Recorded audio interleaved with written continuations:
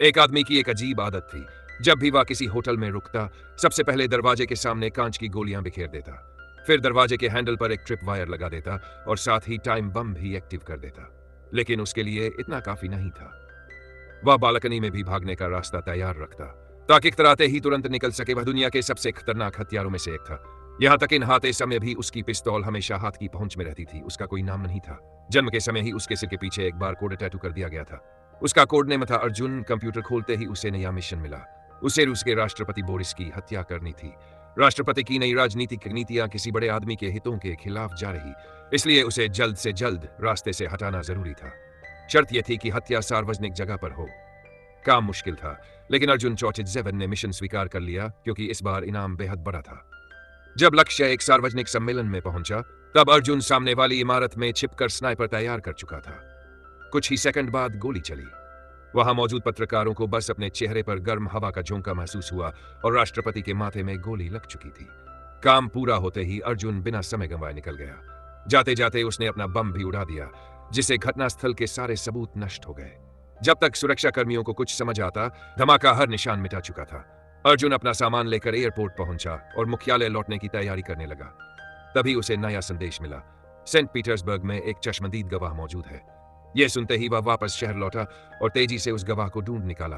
उसका इरादा चुपचाप गवाह को खत्म करने का था, लेकिन तभी एक महिला ने उसका चेहरा देख लिया। अजीब बात यह थी कि महिला की आंखों में डर नहीं था। वह उसे ऐसे देख रही थी जैसे पहली बार किसी अनजान आदमी को देख रही हो। अर्जुन अभी यही सोच रहा था कि अचानक पास खड़ा एक आदमी गोली लगने से गिर पड़ा। सामने वाली इमारत में संगठन का एक दूसरा हत्यारा घात लगाए बैठा था। अब सच जानने का समय नहीं था। अर्जुन तुरंत वहां से भाग निकला। होटल पहुंचकर मुख्यालय से संपर्क किया, लेकिन इस बार जो खबर मिली उसने उसके होश उड़ा दिए। सिस्टम ने बताया कि उसका मिशन असफल रहा है। तुरंत स्थानीय समाचार चैनल चलाया गया, जहां राष्ट्रपति बोरिस बिल्कुल जिंदा खड़ा दिखाई दे रहा था। अर्जुन समझ गया कि उसके साथ कोई बड़ा खेल खेला गया है।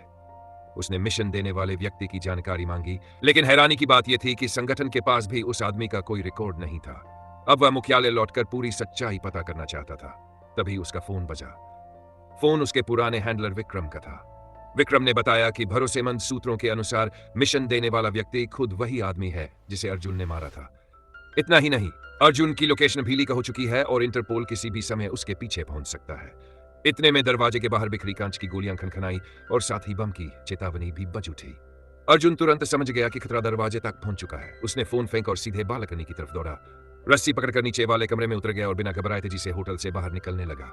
रास्ते में उसने बर्फ के डिब्बे में छिपाई गई अपनी 2 पिस्तौलें निकाली और गलियारे में उसका रास्ता रोकने आए पुलिस वालों को पल भर में खत्म कर दिया। वह लिफ्ट के पास पहुंचा, सिर्फ एक चाकू की मदद से दरवाजा खोल दिया और जानबूझकर फायर अलार्म तोड़ दिया। पूरी इमारत में तेज सायरन गूंजने लगा। इससे पुलिस कप्तान का ध्यान भटक गया। मौका मिलते ही अर्जुन लिफ्ट के ऊपर चढ़ गया। उसने छत का पैनल हटाकर अंदर झांका और बिना किसी चेतावनी के लिफ्ट में मौजूद सभी पुलिस वालों को खत्म कर दिया। इसके बाद वह लिफ्ट में कूदकर पहली मंजिल पहुंचा और बाहर निकल गया। लेकिन पुलिस कप्तान को पहले ही खबर मिल चुकी थी कि उसके 5 आदमी मारे जा चुके हैं, इसलिए वसी छत पर पहुंचा और आखिरकार अर्जुन के सामने आ गया। दोनों आमने सामने खड़े। अर्जुन धीरे धीरे मुड़ा और उसका दिमाग बिजली की रफ्तार से काम करने लगा। तभी वहां से एक होटल कर्मचारी गुजरा और यही छोटी सी चूक अर्जुन के लिए मौका बन गई। कप्तान के एक पल के हिचकिचाने का फायदा उठाकर अर्जुन सीधे खिड़की से नीचे कूद गया। हालांकि वह मौत के मुंह से निकल कर आया था, लेकिन उसके लिए यह कोई नई बात नहीं थी। अब उसे पता लगाना था कि आखिर उसे फंसाया किसने है। उसने फैसला किया कि शुरुआत उस महिला गवाह से की जाएगी। अर्जुन एक गुलाबों का गुलदस्ता लेकर उसके घर पहुंचा और खुद को उसका प्रशंसक बताकर दरवाजे की घंटी बजा दी। जैसे ही महिला ने दरवाजा खोला, अर्जुन ने एक झटके में उसे काबू कर लिया और उसे एक सुरक्षित ठिकाने पर ले गया। पूछताछ के दौरान उसे पता चला कि उस महिला का नाम निशा है। निशा ने बताया कि मिशन देने वाला आदमी असली राष्ट्रपति नहीं था। वह सिर्फ राष्ट्रपति जैसा दिखने वाला एक हमशक्ल था। सत्ता हासिल करने के लिए उसने पूरी साजिश रची थी और इसी वजह से उसने अर्जुन 47 को इस खेल में मोहरे की तरह इस्तेमाल किया था। अब पूरी सच्चाई सामने आ चुकी थी। अर्जुन चौचित्जे जानता था कि साजिश रचने वालों की योजना साफ थी। असली आदमी को मरवाओ, फिर गवाह निशा का पता पुलिस को देकर उसका भी काम तमाम कर दो ताकि कोई सबूत न बचे। सच्चाई जानने के बाद अर्जुन निशा को मारना चाहता था, लेकिन तभी उसकी नजर उसके चेहरे पर बने टैटू पर पड़ी। उसे अपना बचपन याद आ गया। वह भी तो बचपन से एक हत्यारा बनने के लिए तैयार किया गया था। उसका कोई नाम नहीं था, कोई पहचान नहीं थी। उसके पास सिर्फ सिर के पीछे बना एक बारकोड था। निशा और उसके बीच एक अजीब सी समानता थी। तुमने अपने चेहरे पर यह निशान क्यों बनवाया? निशा कोई स्पष्ट जवाब नहीं दे सकी। शायद इसी वजह से अर्जुन उसका ट्रिगर नहीं दबा पाया। वह निशा को लेकर एयरपोर्ट पहुंचा, लेकिन वहां पहले से ही इंटरपोल और संगठन का एक दूसरा हत्यारा उसका इंतजार कर रहे थे। अर्जुन ने पहले निशा को सुरक्षित जगह पर छिपाया और फिर एयरपोर्ट कर्मचारी की वर्दी पहन ली। जब उसे लगा कि पीछा छुड़ाना मुश्किल है, तो वह दुश्मन को जानबूझकर एक सुनसान भूमिगत रास्ते की ओर ले गया। हत्यारा कुछ देर के लिए उसका पता खो बैठा और इधर उधर तलाश करने लगा, लेकिन अर्जुन पहले ही उसके पीछे पहुंच चुका था। पलक झपकते ही उसने दुश्मन की बंदूक पर कब्जा कर लिया। पहले घुटने में गोली मारी, फिर एक झटके में हथियार छीन लिया।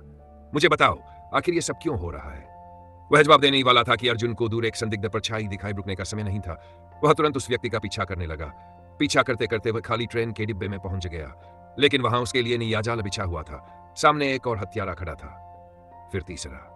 कुछ ही सेकंड में 4 प्रशिक्षित हत्यारे आमने सामने खड़े थे। एक अजीब खामोशी छा गई। फिर सभी ने आपसी सहमति से अपनी बंदूकें नीचे रख दी, मैगजीनें निकाल दी और पीठ से लंबी तलवारें निकाल ली। अगले ही पल डिब्बे के अंदर स्टील की चमक और टकराहट गूंज उठी। अर्जुन ने पहले एक आदमी को लात मारकर दूर फेंका, फिर दूसरे और तीसरे को तेजी से। तभी पीछे से एक विशालकाय हत्यारे ने उसे जकड़ लिया। अर्जुन अचानक पीछे की ओर झटका मारते हुए उसे दीवार से दे मारा और कोहनी का जोरदार वार किया, लेकिन वह आदमी उम्मीद से ज्यादा ताकतवर निकला। उसने अर्जुन का चाकू गिरा दिया और पलटवार करने की कोशिश की, मगर अर्जुन पहले ही उसकी चाल समझ चुका था। घूमकर जोरदार किक मारी और उसे खिड़की से बाहर फेंक दिया। फिर खुद भी उसके पीछे कूद पड़ा। जमीन पर पहुंचते ही उसने दुश्मन हाथ मरोड़ दिया।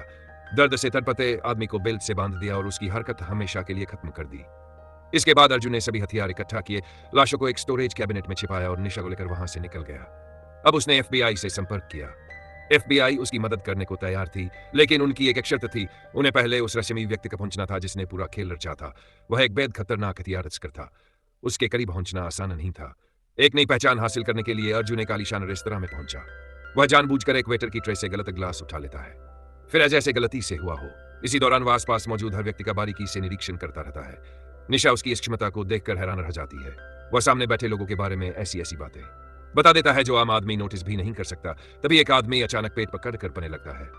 दरअसल पहले ही उसकी ड्रिंक में कुछ मिला चुका था। जब लक्ष्य वॉशरूम की ओर गया तो अर्जुन चुपचाप उसके पीछे पहुंच गया। सुरक्षा जांच पार करने के बाद वह बगल वाले केबिन में घुसा। टॉयलेट के पानी की टंकी में पहले से छिपाई गई पिस्तौल निकाली और एक झटके में अंगरक्षक को खत्म कर दिया। लक्ष्य को संभलने का मौका तक नहीं मिला।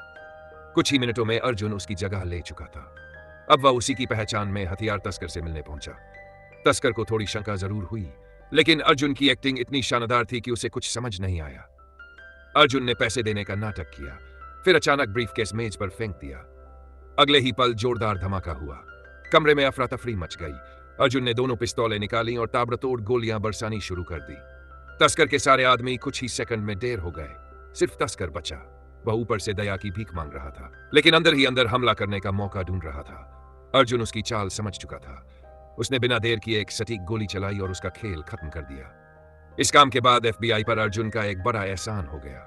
अब उसके पास ऐसा तुरुप का पत्ता था जिसकी मदद से वह अपने खिलाफ साजिश रचने वाले असली मास्टरमाइंड तक पहुंच सकता था। लेकिन अंतिम लड़ाई पर निकलने से पहले उसने एक फैसला लिया। उसने निशा को सुरक्षित जगह भेज दिया। वह नहीं चाहता था कि उसकी वजह से निशा किसी मुसीबत में फंस जाए। अर्जुन जानता था कि आगे जो होने वाला है उसमें उसके जिंदा लौटने की कोई गारंटी नहीं थी। मौत से भरे इन दिनों में अनजाने ही सही, निशा उसके लिए सिर्फ एक गवाह नहीं रह गई थी। इन दिनों साथ रहते रहते अर्जुन और निशा के बीच एक ऐसा रिश्ता बन चुका था जिसे शब्दों में बयां करना मुश्किल था। दोनों जानते थे कि यह जुदाई शायद हमेशा के लिए हो सकती है, लेकिन फिर भी अर्जुन ने अपने दिल को कठोर किया और बिना पीछे मुड़े वहां से चला गया। उधर साजिश रचने वाला शख्स एक श्रद्धांजलि समारोह में शामिल होने वाला था। अर्जुन 47 पहले ही सुरक्षा दस्ते में घुस चुका था। स्पेशल फोर्स के जवान का भेष धारण करके उसने मौके का फायदा उठाया और सीधे उस आदमी को अपने कब्जे में ले लिया। पहले तो वह थोड़ा हैरान हुआ भी, लेकिन जल्द ही उसके चेहरे पर फिर से वही घमंडी मुस्कान लौट आई। उसने अर्जुन की बंदूक की तरफ देखते हुए ताने से कहा, मार दो मुझे, लेकिन याद रखना वे लोग तुम्हें कभी आजाद नहीं रहने देंगे। एक पेशेवर हत्यारे के रूप में अर्जुन की जिंदगी हमेशा खतरे से घिरी रही थी। ऐसे खोखले खतरों का उस पर कोई असर नहीं हुआ। उसे पता था कि अब बच निकलना मुश्किल है, इसलिए उसने एक आखिरी योजना बनाई। वह खुद उस साजिशकर्ता की जगह बैठ गया और अंतर्राष्ट्रीय पुलिस का इंतजार करने लगा। कुछ ही देर में पुलिस पहुंच गई और अर्जुन को हथकड़ियां पहना कर ले जाने लगी। लेकिन जैसा कि कहा जाता है, हर चाल से बड़ी एक और चाल होती है। रास्ते में अचानक एफबीआई की टीम वहां पहुंच गई। उन्होंने नियमित जांच का बहाना बनाकर पूरे काफिले को रोक लिया और जानबूझकर इतना समय बर्बाद किया कि अर्जुन 47 को भागने का मौका मिल गया। जब तक किसी को सच्चाई समझ आती वह हवा हो चुका था। कुछ समय बाद एफबीआई को सूचना मिली कि अर्जुन फिर से गायब हो गया है। इसी बीच एक दिन निशा के पास एक रहस्यमयी पार्सल पहुंचा। जब उसने उसे खोला तो अंदर जमीन के मालिकाना हक के कागजात थे। अर्जुन चौटिसद ने उसके नाम एक खूबसूरत अंगूरों का बाग और वाइन एस्टेट कर दिया था। यह वही सपना था जिसे निशा बचपन से पूरा करना चाहती थी। कागजात हाथ में लिए वह धीरे धीरे आसमान की तरफ देखने लगी। उसे ऐसा महसूस हुआ जैसे कोई दूर खड़ा उसे देख रहा हो। उसकी आंखों में खुशी और आंसू दोनों थे। वह जानती थी कि शायद वह और अर्जुन कभी एक साथ नहीं रह पाएंगे, लेकिन वह यह भी जानती थी कि अर्जुन कहीं न कहीं आसपास मौजूद है, एक ऐसे फरिश्ते की तरह जो सामने नहीं आता, लेकिन हर मुश्किल घड़ी में चुपचाप उसकी हिफाजत करता रहता है। और इसी के साथ खत्म होती है अर्जुन 47 की ये रोमांचक कहानी। जिस इंसान के पास कभी अपना कुछ नहीं था, उसने जाते जाते निशा का सबसे बड़ा सपना पूरा कर दिया। भले ही दोनों कभी एक न हो पाए, लेकिन निशा जानती थी कि अर्जुन 47 कहीं न कहीं उसके आसपास है, एक फरिश्ते की तरह जो हमेशा उसकी हिफाजत करता रहेगा। मिलते हैं अगली कहानी में।